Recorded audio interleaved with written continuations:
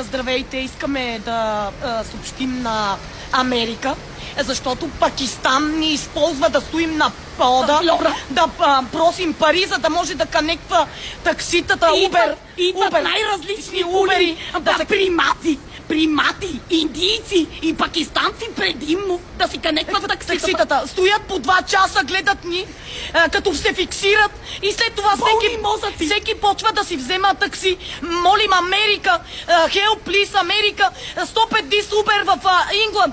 England е broken от this Uber. Ние не сме коли. Това Uber е наркотрафик, проституция. Ние не сме коли и блуджоба.